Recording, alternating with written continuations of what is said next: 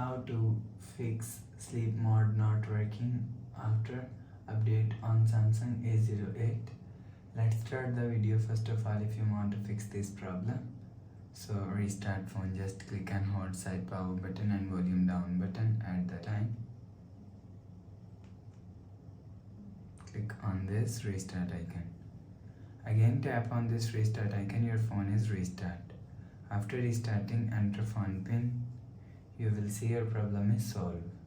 But if it not solved, if you want to fix this problem, so click on settings app. Now in setting, scroll down and click on apps.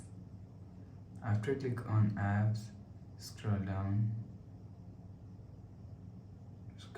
and click on clock app. After click on clock app,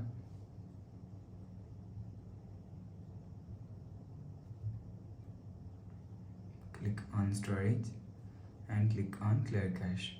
After clear cache clock app, go back to home screen. You will see your problem is solved.